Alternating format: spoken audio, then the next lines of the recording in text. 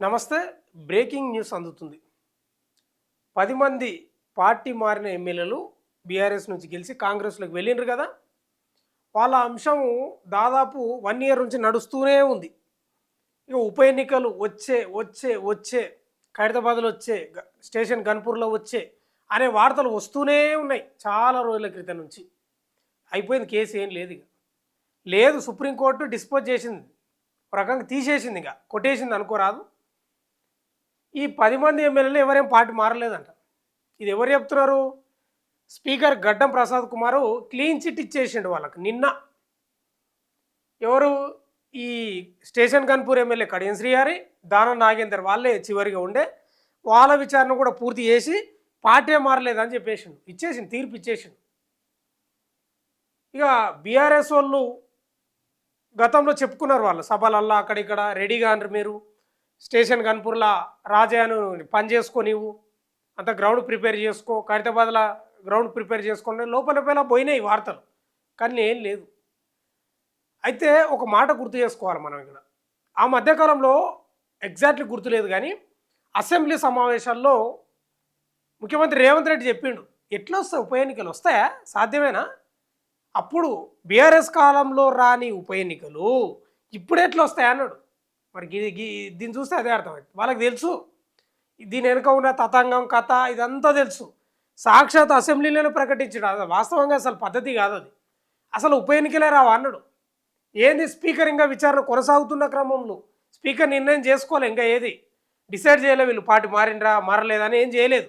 కానీ ముఖ్యమంత్రి రేవంత్ రెడ్డి చెప్పేశాడు, ఏం రా ఉప ఎన్నికలు, వాళ్ళు ఏదో ఆశపడుతున్నారు కానీ అదంతా అత్యాశనే అని చెప్పిండు. ఆయన అన్నదే ఈరోజు జరిగింది. స్పీకర్ చేతులు ఏముంటుందని నాకు అర్థం కాదు. ఏముంటుంది? గడ్డం ప్రసాద్ కుమార్ చేతులు ఏమైనా ఉంటుందా? ముఖ్యమంత్రి రేవంత్ రెడ్డి ఎట్లా చెప్తే గట్లినాలి, ఆడ రాహుల్ గాంధీ ఎట్లా చెప్తే గట్లినాలి.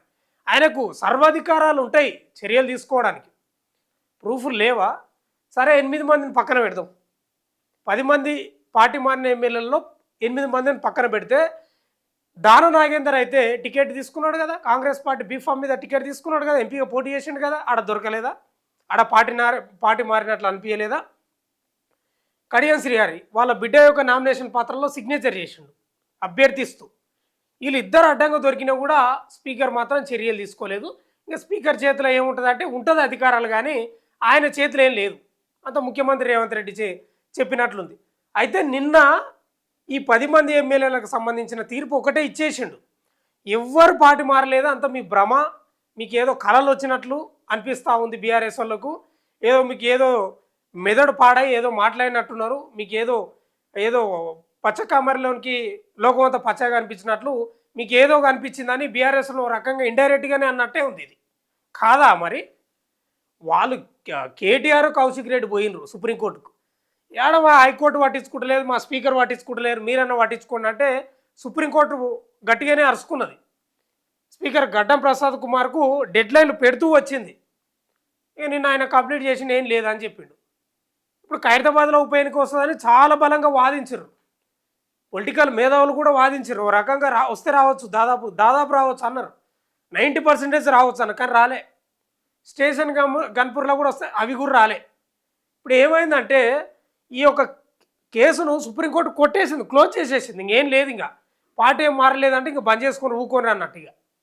అయితే నిన్న స్పీకర్ నిర్ణయం తీసుకున్నాడు కదా, చివరిగా కడియం శ్రీహరి, దానా నాగేందర్కి సంబంధించి మొత్తం ఆ కాపీలను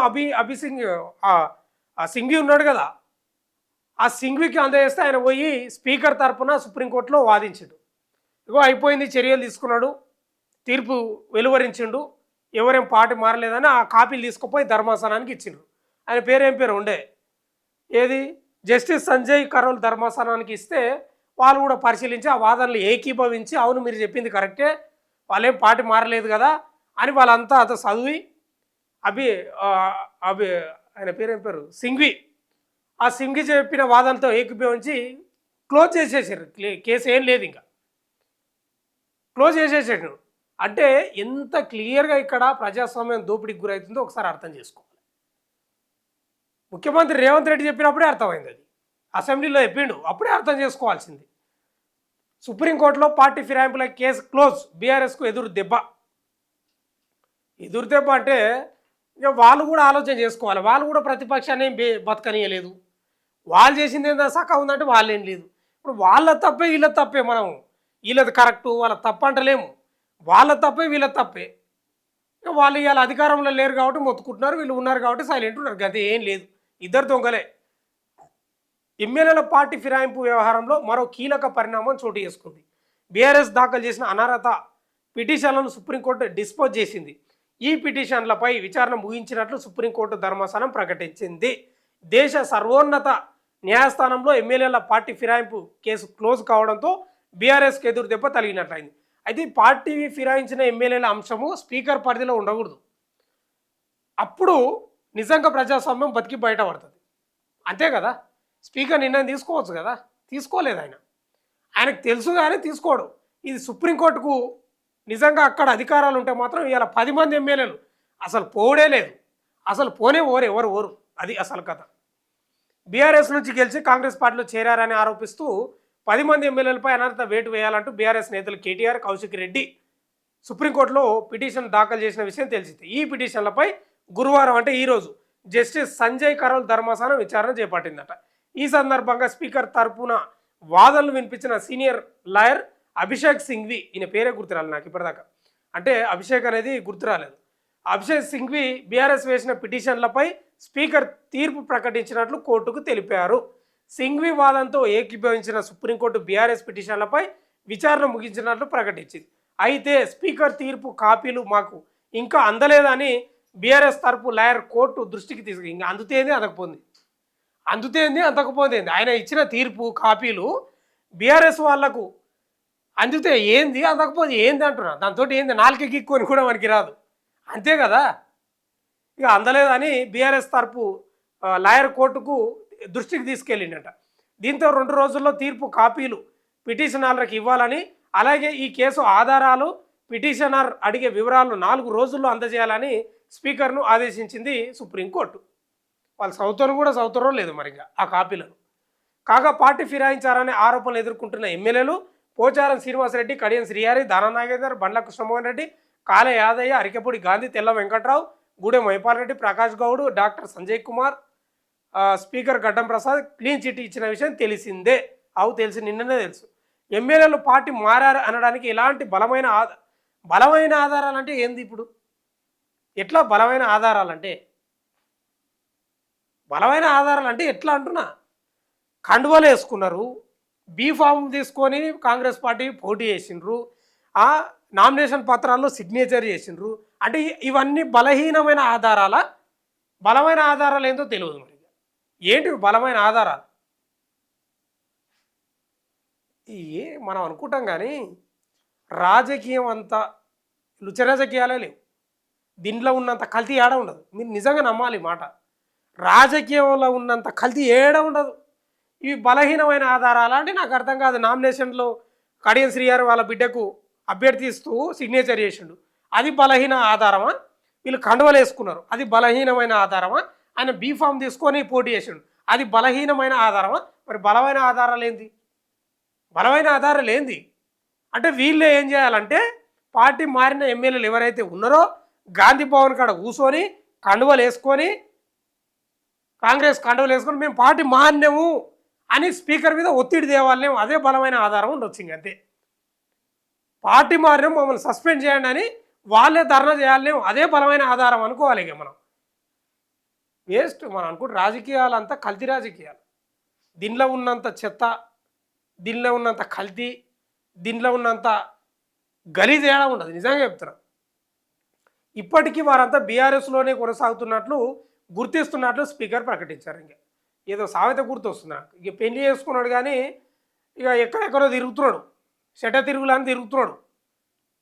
ఏందా మరి భార్య సంసారం చేస్తాలో ఇంటికాడ ఉంటలేమంటే, నేను ఇంటికి రాకపోయినా నేను పెళ్లి చేసుకున్నా కదా, నేనేం అవతలలో నేను ఏం చేసుకోలేను కానీ అవతలతో ఉంటాడు, అక్కడెక్కడో ఉంటాడు గలీజ్ తిరుగులు. ఆడ గలీజ్ తిరుగుతాడు కానీ ఏందా ఈ పంచాయతీ అంటే అవుతుంది అంత ఏం లేదు. పెళ్లి చేసుకున్నా కదా, పందిరేసి అంతా పెళ్లి చేసుకున్నా, ఇట్లా ఉంది పంచాయతీ. కొంచెమన్నా ఉండాలి ప్రజాస్వామ్యం. ఇది ఈ రాష్ట్రమే కాదు, ఆడడానికి ఇట్లే ఉండే. నిజంగా ఈ పార్టీ ఫిరాయింపులకు సంబంధించింది కొంత సవరణలు జరగాలి. 100% మీరు కూడా అభిప్రాయం చెప్పాలి. స్పీకర్ పరిధిలో ఉంటే జరగవు ఇవి. గతంలో బీఆర్ఎస్ ఆయన మధుసూదనాచారి ఆయన ఏం చేయలేదు. ఆయన పేరు పోచారం శ్రీనివాసరెడ్డి ఆయన కూడా ఏం చర్యలు తీసుకోలేదు. గతంలో కూడా గంతే, ఇప్పుడు గంతే. ఇప్పుడు ఎవరేం సుఖం కాదు, ఎవరేం సుధపు అందరికి ఇంతే. ఇది సుప్రీంకోర్టుకు ఏదో జరగాలి. ఈ పార్టీ ఫిరాయించే సంబంధించిన ఈ అంశం ఏదైతే ఉందో రాజ్యాంగంలో ఒక సవరణ జరిగి సుప్రీంకోర్టుకు అధికారం పోతే బాగుంటుంది. అప్పుడు కనీసం తొంగి కూడా చూడరేమో, ఏ పలకరిస్తే కూడా అక్కడ అంటారేమో, కనీసం ఇలా తొంగి కూడా చూడరేమో. ఏం తమాషాలు ఇవి, ఏం కథలు? ఎవరి చెవులో పూలు పెడతారని నాకు అర్థం కాదు. ఇలా సుప్రీంకోర్టుది ఏముంటుంది, సుప్రీంకోర్టుది ఏముంటుంది, వాళ్ళకి అధికారాలు ఏం లేవు దీని మీద చర్యలు తీసుకోనికి. ఆయన స్పీకర్ అప్పుడు గగోయే ఎవరు ఉన్నారు కదా, ఆయన కూడా గదే చెప్పిండు. స్పీకర్ తుదిని తీసుకో, నువ్వు ఏదో ఒకటి తీసుకో అన్నాడు. నువ్వు ఇదే తీసుకో అనలే, నీ ఇష్టం ఏదో ఒకటి తీసుకో అన్నాడు. ఆయన కూడా నా ఇష్టమే కదా అని ఆయన తీసుకున్నాడు, ఆయన ఇష్టం ఉన్నట్టు తీసుకొని ఆ కాపీలను తీసుకుపోయి అభిషేక్ సింఘ్వి పోయి వాదిస్తే ఏం లేదు కదా అని సుప్రీంకోర్టు కొట్టేసింది.